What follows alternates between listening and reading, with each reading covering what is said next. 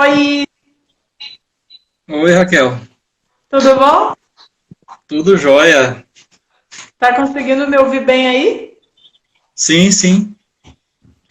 Que bom, também estou te ouvindo bem. Valdeir, queria então começar pelo tema atual, quarentena. Queria que você me falasse como que está sendo aí para vocês e de que maneira essa pandemia, esse isolamento social impactou aí nos trabalhos de vocês, do Grupo Anjos da Guarda e tal. Olha, está sendo muito difícil, porque parou tudo, né? Porque o nosso trabalho, como é social, envolve pessoas e tem que ficar isolado, né? Então, a gente parou, está parado, não... Estou até sentindo muita falta, né, do ritmo, né, da magia, né, da arte de tocar, de cantar, que a gente não tem feito isso. Nós estamos há 4 meses praticamente parados, né, sem ter nem tido nenhuma ação nesse sentido. Então tem sido muito ruim para a gente, né, esse fato da gente estar... Porque parou, a gente estava vindo num ritmo e de repente cessou tudo, né. O de vocês não tem nem como encontrar online, né? Não, não, né, porque é percussão, é calor humano, né. Total. Ai. Bom, mas então me conta um pouquinho da sua história, da sua trajetória, de como que você começou a se envolver com arte, com a cultura popular, como que se deu esse encontro? Em primeiro lugar, eu queria agradecer, Raquel, por a oportunidade de estar aqui no seu programa, né? Para mim é uma honra estar fazendo parte, né? Acho brilhante o seu trabalho de estar dando visibilidade para as expressões, né? Para os artistas da cidade, né? Então, fica aqui meus parabéns e também, né? Um salve, um axé forte para todas as pessoas que estão acompanhando, que vão assistir essa entrevista, né? Que muita força, muita luz para nós seguir essa jornada que não está fácil a gente terminá-la, né? Completar esse ciclo. Sim. Então, eu sou filho de imigrantes nordestinos. Né? Meus pais vieram do Nordeste para o Paraná, para o sul do Brasil, na década de 60. Meu pai veio de Sergipe e a minha mãe veio da Bahia. Eles se encontraram aqui no norte do Paraná, se casaram e aí surgiu eu, o primeiro filho da família de 6 pessoas, né, o primogênito. E essa questão do Nordeste, ela sempre esteve presente na minha casa, na minha família, né? A relação muito forte, o sotaque nordestino, a presença de nordestinos na minha casa, no ciclo de amizade, né? Então, desde criança, eu tive essa influência muito forte da cultura nordestina na minha pessoa, né? Na maneira de falar, de comer, né? Do alimento, né, a saudade do Nordeste, porque todo nordestino que sai do Nordeste, ele sempre quer voltar, né? Ele sempre quer voltar, ele tem um carinho especial pela sua terra natal. E meus pais, principalmente a minha mãe, passou muito isso. Então, desde pequeno, de criança, que eu tinha aquela paixão por algo que eu não conhecia ainda, né? Meus pais estavam aqui, eu nasci aqui, mas sempre vislumbrava aquela ideia do Nordeste. Minha mãe me contava muita história da infância dela lá no Nordeste, né, das festas, do cotidiano dela lá, né, e de maneira muito positiva, apesar de ser uma região, uma situação pobre, mas ela sempre passou de maneira positiva, nunca foi algo sofrido, né, algo que nunca foi contado de uma maneira triste, de uma maneira, né, sofrido. Então sempre foi de maneira positiva e eu sempre tive isso, né. Eu lembro que eu tinha 5 anos, nós morávamos ainda na zona rural, nós ouvíamos rádio, aquele rádio grande, e eu ouvia uma rádio chamada Rádio Globo de São Paulo, ou Rádio Maré Mansa. E eu lembro que eu ouvia as músicas, né, do Luiz Gonzaga, com 5 anos de idade, olha só, criança ouvindo, né, Luiz Gonzaga, e tinha lá um radialista que era o Edgar de Souza, um baiano, E ele falava muito do Nordeste, né? Então eu já tinha, assim, uma afeição por aquilo. Era como se alguém da família estivesse ali. Daí quando eu via o Gonzaga cantar, parece que era alguém da família, era alguém muito próximo. Eu nunca ter tido a oportunidade de estar com ele, mas era algo que me tocava muito, né? Então, desde então eu fui me afeiçoando pelo Nordeste, pela cultura. A minha ligação com a arte vem porque além de ter esse trabalho com o boi, essa coisa mais, né, lúdica, mas eu tenho também a questão de ser artesão, né? Ser artesão, de mexer com artesanato, de desenhar, essa coisa toda. E desde criança, eu lembro que eu tinha 5 anos, eu ainda brincava na nossa região onde eu morava, era terra de areia, então tinha aquela terra bem firme, assim, no chão, ficava desenhando no chão. E tinha uma tia minha, a tia Adelaide, ela elogiava muito meus desenhos, e era coisa muito simples, era aqueles rabiscos que fazia ali, uma criança de 5 anos desenhando, mas tinha aquele incentivo, né, aquele elogio, aquela coisa que ficou marcada na minha memória como algo positivo, algo bom, né, que recordo até hoje, né, dela falando daqueles desenhos que eu fazia na areia, brincando embaixo dos pés de manga, de abacate, no quintal da casa. E aí eu fui por esse lado, sempre mexendo com desenhos, aí a questão da esculturas, né, entalhes, o barro, né, relação com a argila, né. Minha mãe fazia isso quando era criança e ela passou para mim muito essas questões e eu também fiz muito isso, né, pratiquei muito isso aí, né. E aí em 83, nós viemos para Maringá, saímos da zona rural e viemos morar em Maringá. É uma situação difícil, econômica, uma situação bem assim penosa para a gente. A gente saiu de uma região, da zona rural, uma região onde que meus pais eram empregados rurais, mas a questão do alimento era farta. Não se havia dinheiro no sentido mas tinha muito alimento, né? Muita questão da fartura de alimento na mesa, né? Isso sempre foi farto no cotidiano da casa da gente. E essa transição da zona rural para a cidade foi muito dolorosa nesse sentido, né? Porque aí faltou tudo, né? A situação foi muito ruim mesmo, assim, a escassez, meu pai e minha mãe desempregados, e a situação, isso já na década de 80, né? 83 então foi muito difícil, mas aí eu começo a trabalhar logo com uns 15 anos, né, meus pais também trabalhando, e aí as coisas foram se ajeitando, né, aos poucos, né, e aí eu começo a me envolver também mais profundo dentro da Igreja Católica, que a minha origem religiosa é católica, né, e na pastoral da juventude e pastoral operária, ligada à teologia da libertação. Então isso me dá uma outra visão de mundo, né? Apesar de estar dentro da igreja, mas ela abre o mundo para a gente. Você olha para o mundo, para a questão ecumênica, é muito mais fácil, não existe algo que separa, né? E aí eu começo dentro da pastoral operária, eu tenho uma ligação com a pastoral afro, começo a frequentar a pastoral afro e já dentro começo a participar do movimento negro. Isso na minha juventude, na adolescência e juventude, eu vou participar do movimento negro e desenvolver a minha parte de artesanatos também. Aí onde que eu acabo entrando na Artemar, onde que eu vendia meus artesanatos que eu fazia, as esculturas em cerâmicas, inspirado um pouco no mestre Vitalino, já essa ligação com o Nordeste, né, esculturas de madeira, entalhes, que eu fazia também bastante, e mais ligado à igreja, mais voltado à questão social mesmo, né, a questão social chegou primeiro, que é a questão mesmo lúdica e cultural. Mas aí, eu lembro também que mesmo na infância, né, tinha muito, né, os forrós dos amigos, dos vizinhos, aquela sanfona, pandeiro, né, zabumba, isso fazia parte da minha vizinhança, né, estava sempre perto da minha infância isso aí, né, a questão do ritmo do nordestino, essas coisas nunca esteve ausente.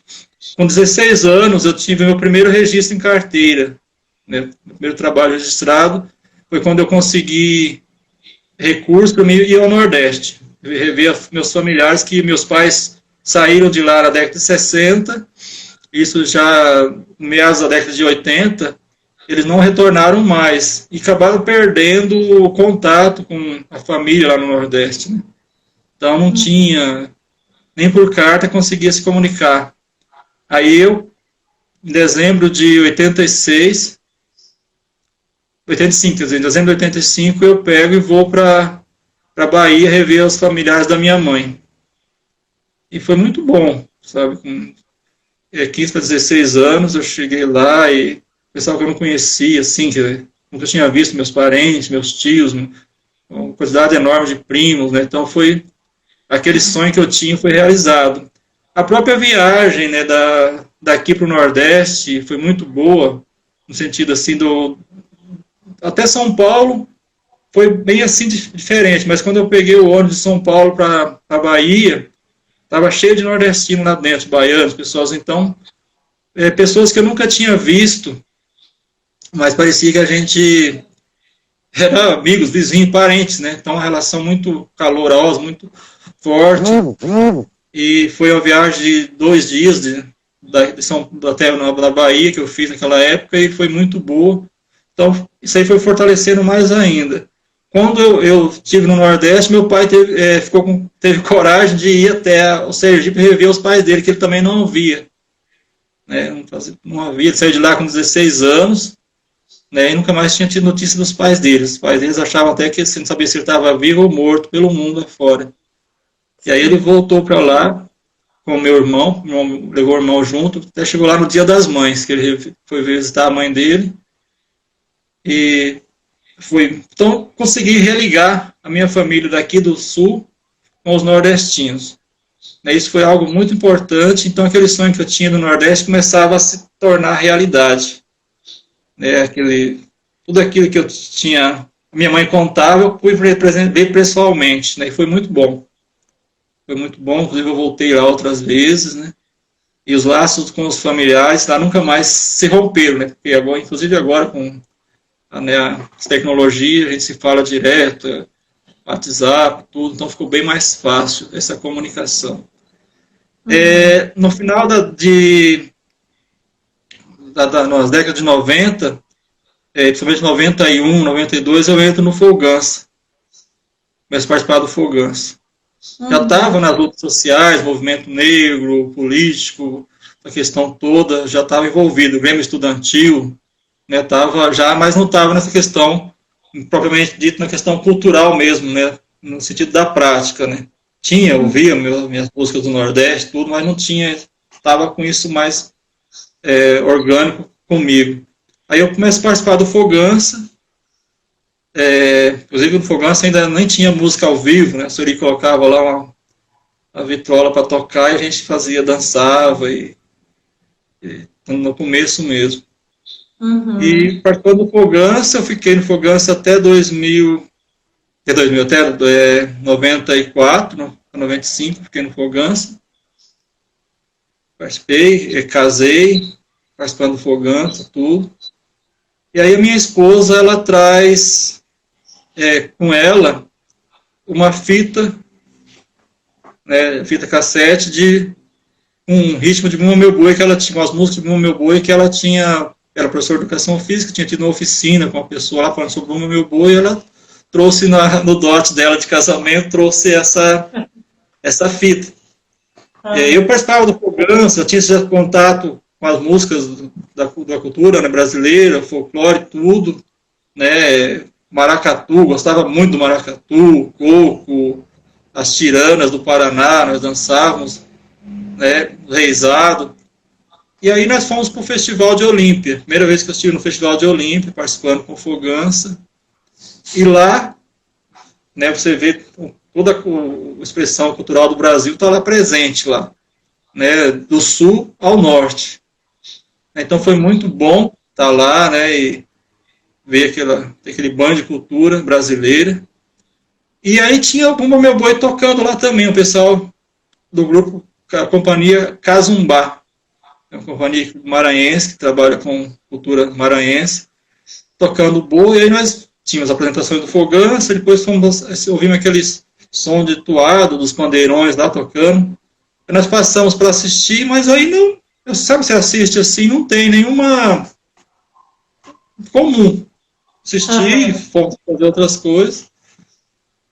Mas aí quando eu casei, que eu fui ouvir, início também entrei na prefeitura de Maringá, fui como trabalho nas manuais, né, instrutor de ofícios, e fui trabalhar com crianças de 11 anos, somente meninos.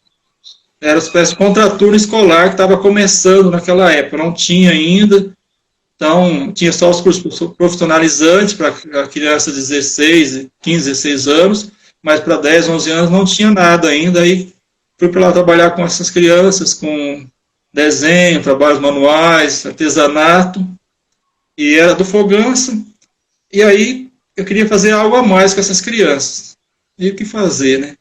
Aí eu fui ouvir essa fita que a minha esposa tinha, do Meu Boi, e aquela música entrou na minha mente, sabe assim, uma coisa assim, aquele som das matracas, da percussão, aquele ritmo me tocou muito. E aí eu falei, eu vou trabalhar a questão do Meu Boi com essas crianças. Aí fui pesquisar, estudar, ler, e começando a fazer isso, né, com as crianças. Aí montamos um boi bem simples com eles, fizemos em conjunto, né, com as crianças, e começamos a brincar o boi. No início, a gente não tocava, a gente colocava uma fita, né, e dançava, fazia algumas coreografias com o boi, e brincava, e fizemos até algumas apresentações. Nossa primeira apresentação foi em 19 de novembro de 95. A primeira apresentação que nós fizemos lá em Paissandu. A professora lá no colégio, Princesa Isabel, nos chamou para fazer uma apresentação lá, nós fomos lá apresentar o Bumba Meu Boi lá. E era com a fita, colocava a fita, às vezes a fita enroscava no meio da dança, o som sumia, né? Aí eu chamei os alunos, nós paramos, aí nós tínhamos que começar a fazer a parte mesmo do boi, era tocar o boi, que a gente não tocava, só dançava no início ali, aquela coisa. E aí fomos confeccionar tudo, né? Desde a percussão, a parte do figurino, com as crianças. Tinha um apoio muito grande do ex-coordenador lá da antiga Guarda Mirim, que era o Edson, né? Deu muita força para mim nessa época. E aí teve um pai de um aluno lá da Guarda Mirim que doou para a gente um couro de boi. E trouxe aquele couro num saco, que eles tinham propriedade rural, né, e abateram esse boi lá e tiraram essa pele do boi e trouxeram para a gente.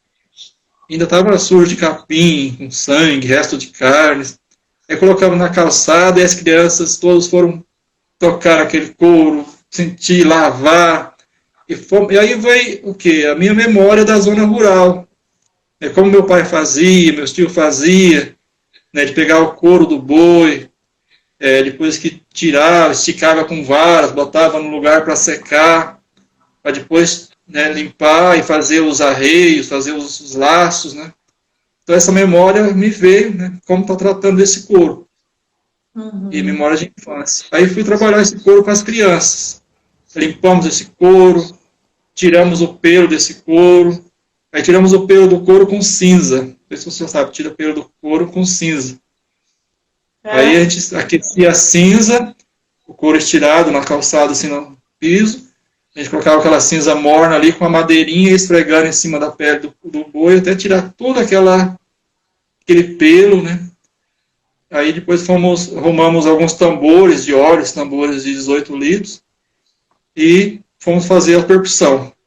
Aí as crianças pintaram os tambores, esticamos as peles naqueles tambores, e eles começaram a bater. Então, foi algo muito rico que eles participaram do processo, né? Desde tentar ali a pele, você tirar, tratar, todo o processo, depois ver o instrumento pronto e tocar. E aí nós começamos, né, a tocar o Bumba Meu Boi e apresentar o Bumba Meu Boi. Estudando as toadas, os ritmos do Bumba Meu Boi, aprendendo também. né, junto ali com as crianças, e começamos a brincar o boi dessa forma. E aí vai surgindo, foi caminhando, né, e foi um monte de coisa, né, que aconteceu nesses 25 anos que a gente completa agora em novembro, né, 25 anos do Anjos da Guarda em Maringá. Uma das origens do nome, a origem do nome do Anjos da Guarda, porque como era uma turma de crianças, e era na Guarda Mirim, em Maringá, já não tinha aquele cunho militar que tinha na sua formação, era outra proposta, era outro modelo já, e o pessoal falava, né, os Anjos do Valdeir, né? E aí, então vai ser os Anjos da Guarda o nome do grupo. E ficou até hoje os Anjos da Guarda.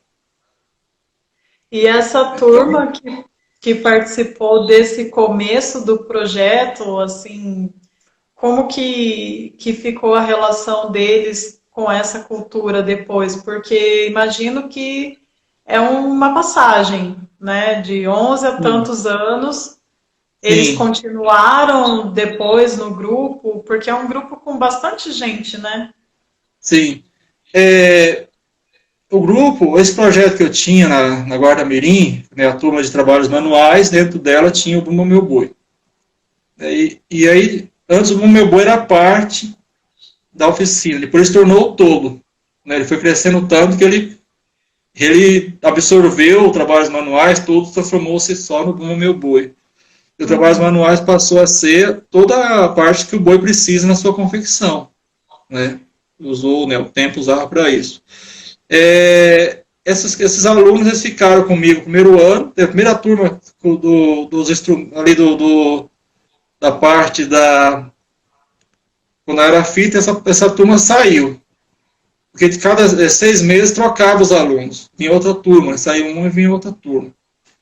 Aí entrou, e essa época era só meninos que eu tinha. Não tinha nenhuma menina. E aí, no Bumba Meu Boi, tem personagens femininos, né? Que tem a Catirina, né? E aí tinha que os meninos colocar saia e dançar e fazer toda, né, a parte teatral lá. E eles faziam sem nenhum constrangimento. Não tinha nada, assim, nenhum tipo de preconceito em fazer aquilo. Né? Ninguém tinha, botava, fazia, se enfeitavam, iam para lá e brincavam. Isso na década de 80, né?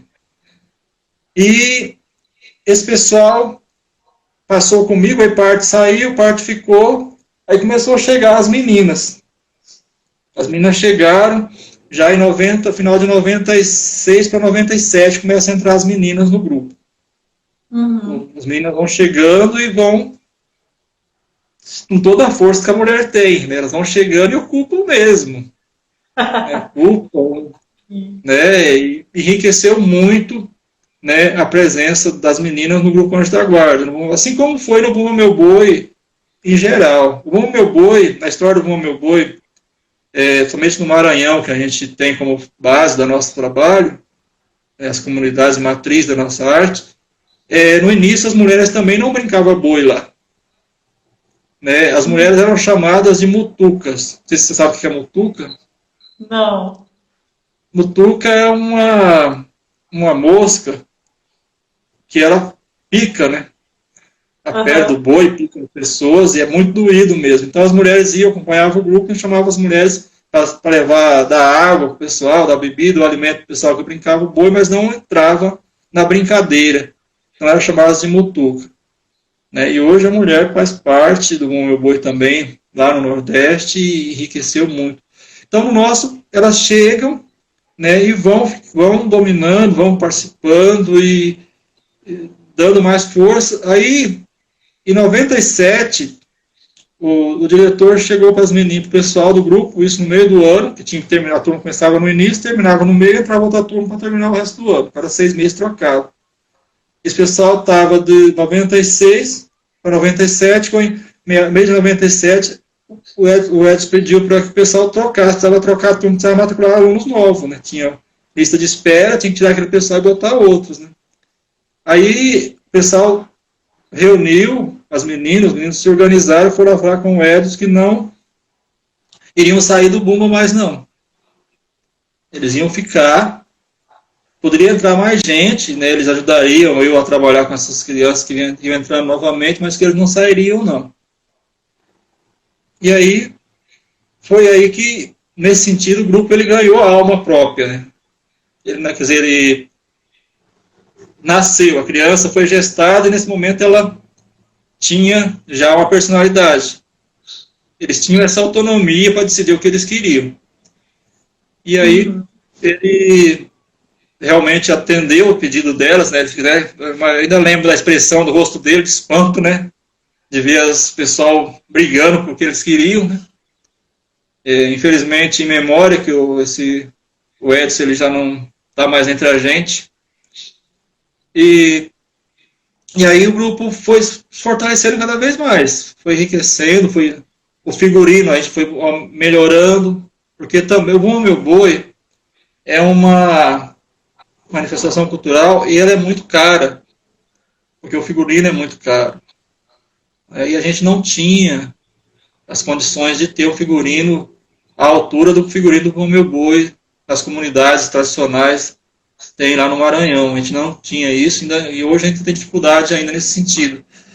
Então a gente tinha, era todo meio que improviso, né? As coisas tinham que fazer com o que a gente tinha em mão, né? Conseguir dar a expressão, dar o brilho em cima do que a gente tinha, né? E sempre buscando, sempre nessa busca pela originalidade, pela tradição, né? Porque a gente não fez, como às vezes você faz um trabalho de pesquisa, você monta uma peça, pesquisa, monta, e você tem uma temporada com ela, faz, e depois você termina aquele ciclo, né? E vai montar outra, como vários grupos culturais têm, né? E o nosso, a gente continuou nesse processo, sempre de busca pela tradição, de cada vez mais desenvolver a parte de tradição do Bumba Meu Boi, desenvolvendo nesse processo de crescimento pelo que o grupo foi passando ao longo dos anos, e fomos melhorando. A gente tinha no início os índios mesmo, a parte da cultura indígena, que é muito rica dentro do Bumba Meu Boi, a gente não tinha as plumas, por exemplo, para enfeite. E aí a gente usava os sacos desfiados.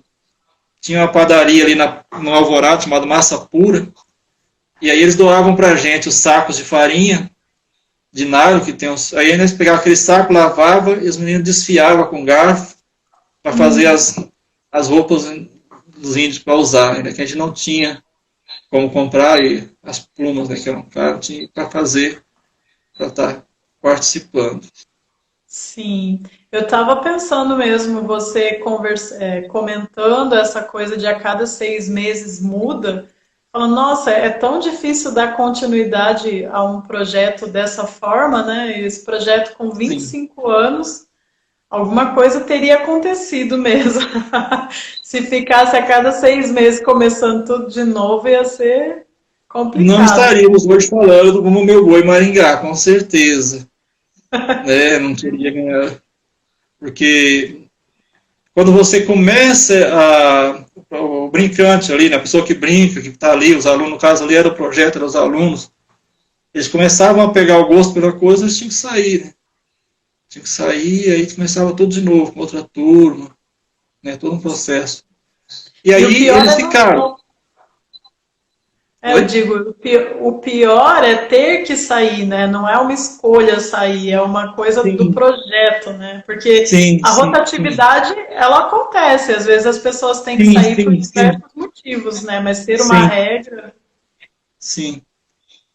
E aí muitos ficavam 1 ano, 2, 3, 4, 5 anos, aí, porque tinha tinham o fato de terem que trabalhar, né? Porque como eu trabalhei com pessoas, crianças, jovens, né, que tinha que ajudar na renda familiar, então essas pessoas, logo eles começavam com 11 anos comigo, 12, 13, 14, com 16 anos, já tinham que estar começando a entrar no mercado de trabalho.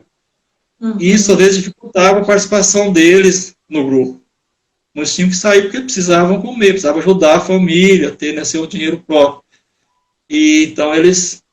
Mas aí ficava esse processo, né, que nunca uma turma saiu, o grupo ficava vazio nesse sentido. Uma turma entregava para outra, tinha aquele período de convivência, né, de vínculo um com o outro para passar para o outro que chegava, né, nunca acabou o grupo, tem mais ninguém, agora nós vamos continuar todo mundo novo. Não, sempre estava aquele grupo que estava ali, quando tinha outro grupo já estava presente, aí essas pessoas aos poucos elas tinham que estar indo, né, por causa das obrigações que a vida vai trazendo, conforme a gente se torna adulto, né, vai crescendo, né, então eles tinham, aí ia tendo esse processo rotativo, mas era mais, o período deles dentro do grupo era mais longo, né? Eles conseguiam vivenciar, né. E o grupo hoje, ele continua de alguma forma vinculado a esse projeto, à prefeitura? Eles têm algum tipo de apoio financeiro para essa questão do figurino, dos objetos? Não, figurino a gente conseguiu, como antigamente era ligado trabalhava só com as crianças, e quando estava só com as crianças, a gente conseguiu alguns recursos via FIA. Né? Só quando as crianças cresceram, não foram mais crianças, aí nós perdemos esses recursos. Né? Então, hoje o grupo ele não tem assim esse apoio mais. Nós temos, a prefeitura nos fornece o espaço, o local para a gente ensaia, né? Das horas que eu trabalho como servidor, eu tenho algumas horas para poder dedicar ao grupo, no sentido de, né, coordenar o trabalho do grupo. Algumas viagens que a gente faz, a prefeitura banca, no sentido de fornecer o transporte, ajudar nesse sentido, ela ajuda, não vou falar que não tem essa ajuda. A dificuldade maior que nós temos hoje é a questão do figurino, a manutenção do figurino, porque como o grupo ele existe, como eu poderia dizer, ele existe de fato, mas não tem um vínculo formal do grupo com a prefeitura.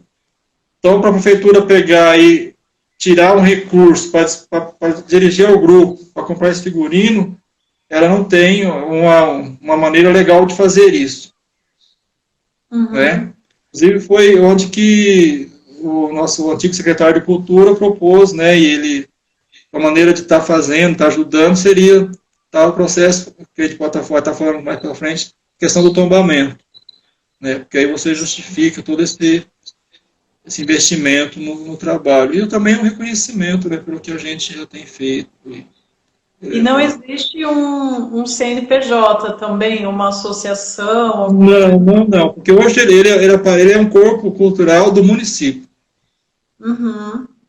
Né? Então a gente não consegue pleitear os recursos via os editais que tem, né? A gente não tem como está indo, participar dos editais e conseguir esse recurso para estar aplicando, né, no grupo e nos próprios integrantes do grupo. A gente não tem ainda esse meio. Mas o fato de estar ligado... vocês podem participar de projetos e receber cachê? Tipo não. Festival? Nunca recebe?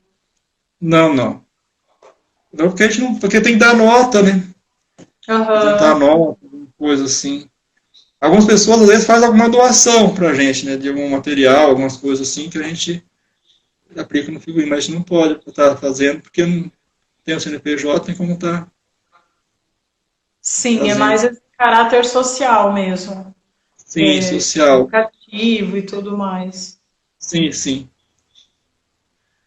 O que é muito bom também, né, Valdeir? Imagino que você tenha muitas histórias com todas essas pessoas, essas crianças jovens que passaram pelo projeto. Eles mesmos, né, têm... A gente não perdeu o vínculo com a maioria dessas pessoas que são do grupo ou que passaram no grupo, né? A gente sempre tem um contato, eles sempre aparecem, eles estão nós temos o grupo, o Facebook do grupo, eles estão lá como membro do grupo, né, tal, e quando a gente tem as festas, eles vêm para as festas do boi, né, quando traz seus filhos para estar participando, né. Sim. Uma das coisas que a gente sempre, eu sempre trabalhei com eles, a questão da importância do estudo, né, que essas crianças, porque por eles não terem uma situação financeira. E o estudo é fundamental, né? Então eu sempre procurei deixar isso bem assim, incentivá-los, né? E eles sempre para eles era um orgulho eles estarem chegando à faculdade, estarem vindo me contar que passou no vestibular, que, né, então a gente sempre incentivou isso a eles, então tem muitos alunos, muitos ex-integrantes ou integrantes do grupo, que, né, que terminaram o nível superior, que estão aí, né, como profissionais na sociedade aí, que foram fruto desse trabalho, né, com o grupo. Eu tenho um exemplo, tinha uma das apresentações que nós fizemos, e aí convidou a gente para apresentar, não sei se foi na FAFIMAN, Marial, em Jandaia, FAFIMAN? Não, é outra faculdade de Jandaia, uma faculdade lá em Jandaia, e aí veio um ônibus enorme pegar o pessoal, né? E aí os meninos ficavam assim, eufóricos, né? Porque alguns nunca tinham andado de ônibus, imagina a situação. Uhum. Nunca tinham entrado num ônibus para sair, né? E primeira vez, então, eles sentiam, às vezes passava mal, dava de emoção, quando você ia chegar a hora da apresentação, né, ansiedade, perdia o sono à noite por causa das apresentações, né, então eles achavam muito, eles se entregavam muito, né, para o trabalho, era uma coisa assim, foi muito gratificante a relação, né, era quase uma relação paternal com essas crianças, né, acabam sendo de alguma maneira um pouco também filhos, né, você tem essa relação, né, de professor, de amigo, de pai, né, até porque alguns talvez não tinham, né, a presença de um pai ali junto, né, e a gente acabava dando esse carinho nessa parte aí mesmo, porque dentro da oficina do Bumba Meu Boi que nós fazíamos, principalmente no período das crianças, então, eles tinham a parte que eles bordavam as roupas do boi, né, o figurino deles mesmos bordavam, né, e quando eles estavam bordando, surgiam ali as diversos assuntos, em relação à vida, ao cotidiano, né, a sexualidade, a adolescência, a afetividade, né, os assuntos iam surgindo, e aí a gente ia conversando com eles sobre aquilo. Eles davam, né, tinha aquele assunto e a gente dava, tendo o que a gente tinha de conhecimento, estava conversando e trocando essas ideias, essas informações com eles, né.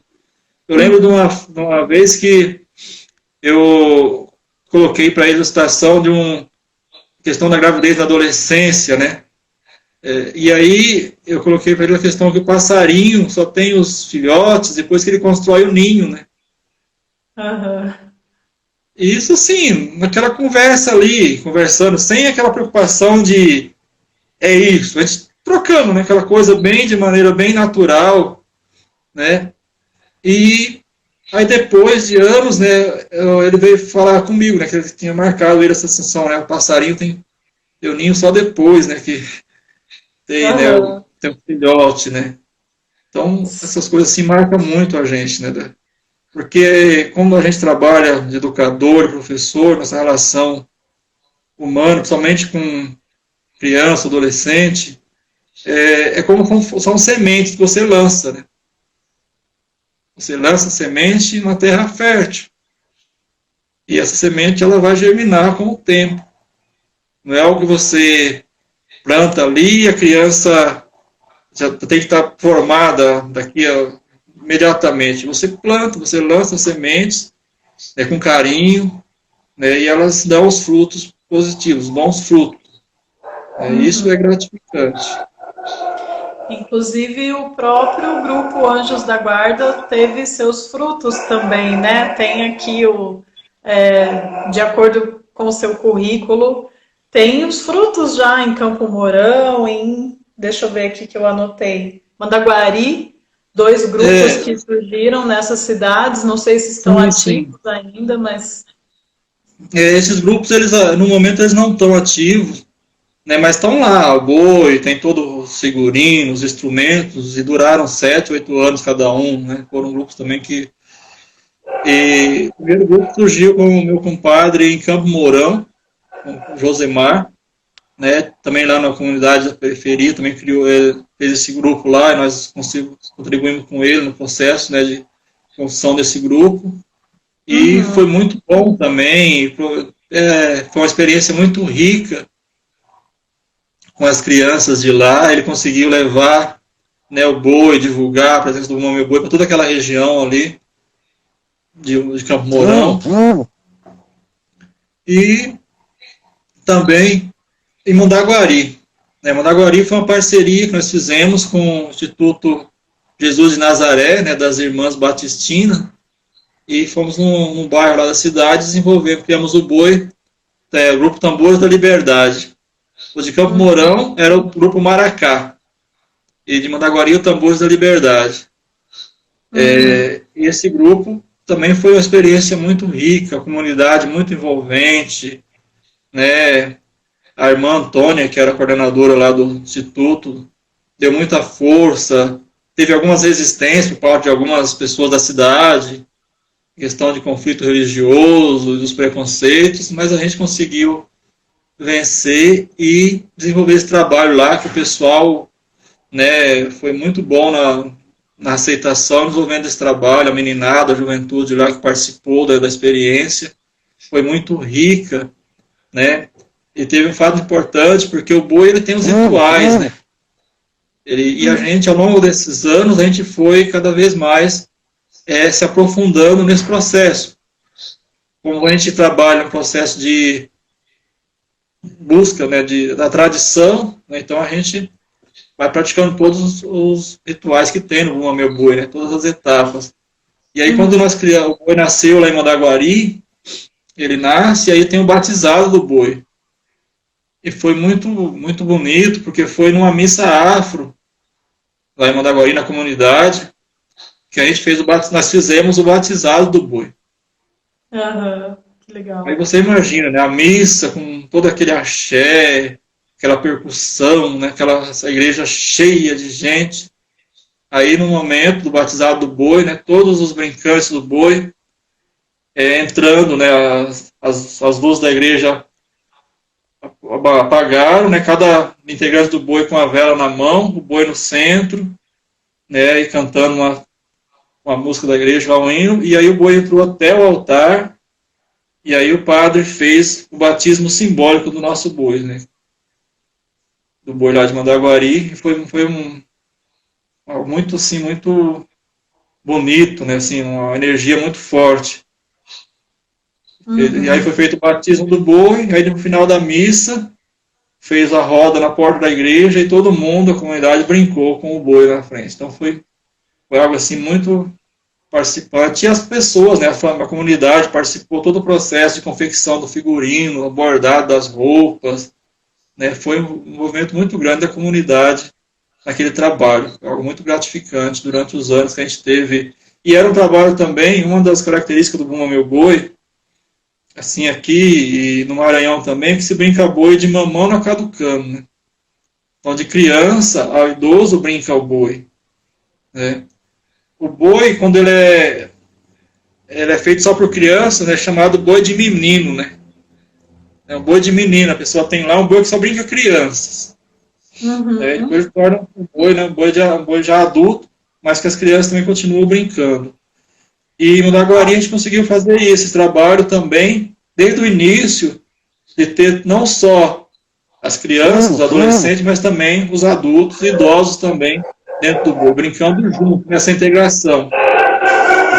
E essa divisão. Foi uma experiência muito rica que a gente teve, né, na participação do boi lá em Mandaguari. Sim, a Laura Chaves, ela está perguntando em que ano aconteceu esse batismo lá. O batismo lá foi 2011,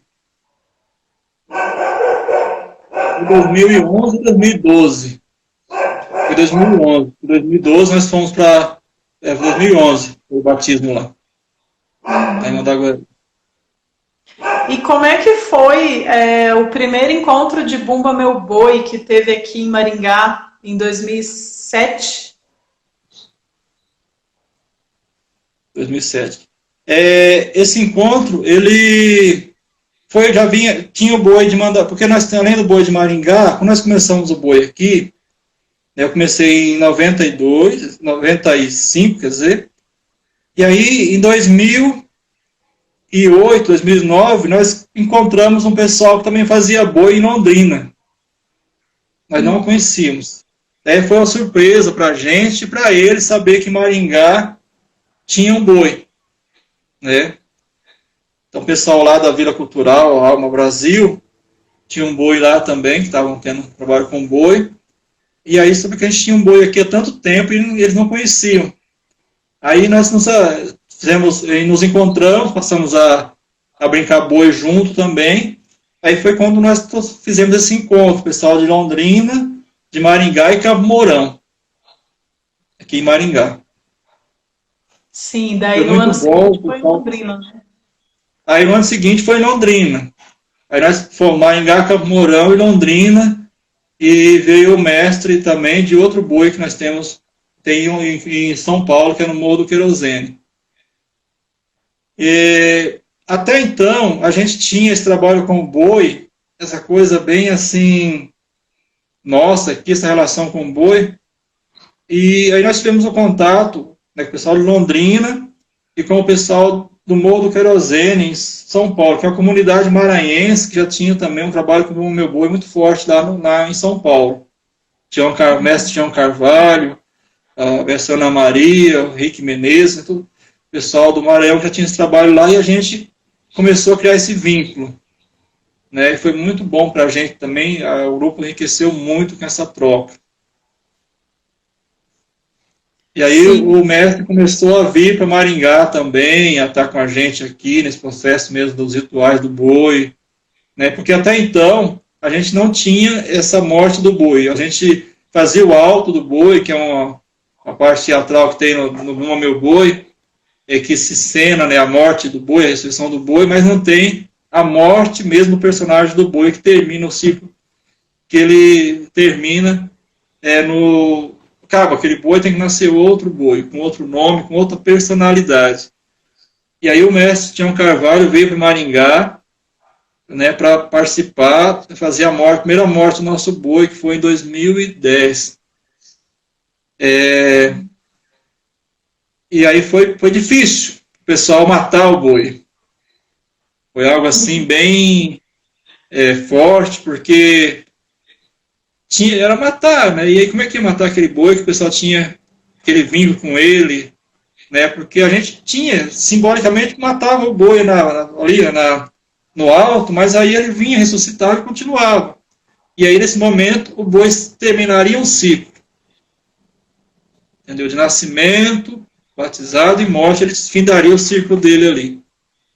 E aí, aí foi, né, o mestre passou a explicar todo o processo, por que isso acontece, né, por que o boi morre, né, a questão do desapego, né, a vida que se renova, né, tudo isso foi trabalhado, né, com o pessoal para ter realmente esse processo, né, da morte do boi, para entender o que estava sendo feito ali naquele momento.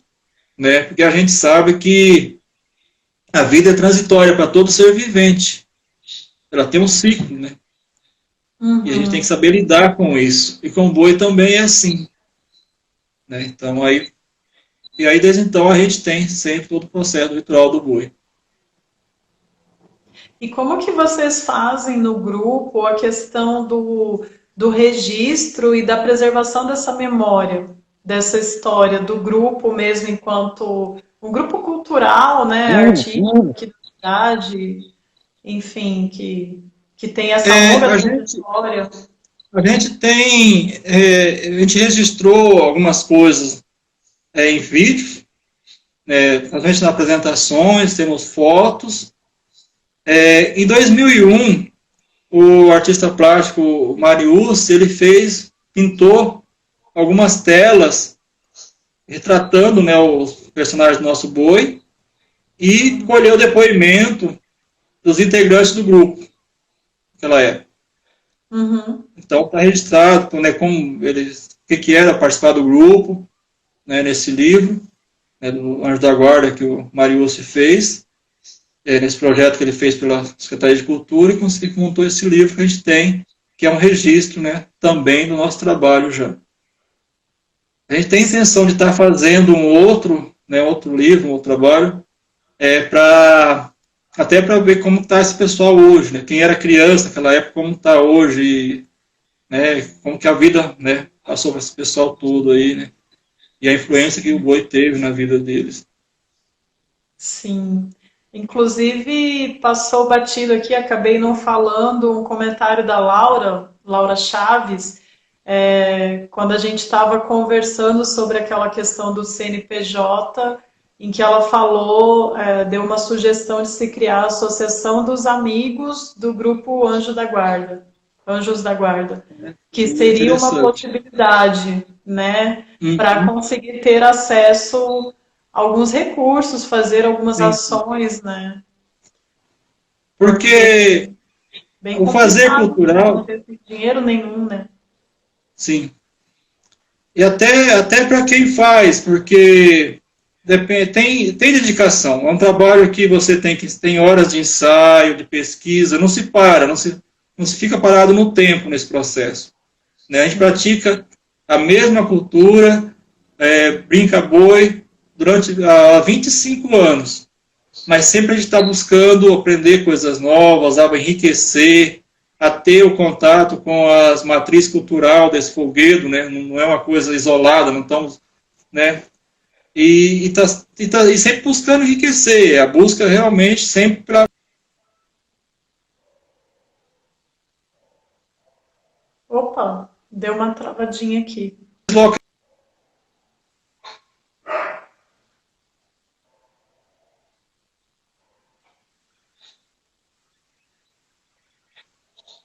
mesmo tem dificuldade até de bancar isso, né? E as horas de Uhum. ensaio, a confecção de um figurino do boi era caríssima, né? São horas de trabalho que a pessoa tem que ter aí para fazer, não é algo que você, entendeu? Isso tem custo, né? Então é importante sim ter. A ideia da Laura é boa, eu agradeço, Laura. A Laura, conhecida da gente há tempo, né? Tivemos lá no início da criação do Conselho Municipal de Cultura. Sim. Você fez parte do conselho também? Sim, lá quando, junto com o Peri de Cante, a gente começou em 2002, 2003, 2004, alguma coisa assim, a gente estava lá no conselho Sim, lá. sim. Tem mais alguma coisa que você queira deixar registrado, Valdeir? O nosso tempo está acabando aqui, temos 5 minutos. Se você quiser deixar mais alguma história, falar mais alguma coisa a respeito da sua atuação, do grupo, dos projetos. Quer dizer que o grupo ele é um brinquedo social. Ele é feito de gente, de pessoas, né? Costumo dizer que o boi ele se alimenta da alegria. O boi ele se alimenta da alegria das pessoas.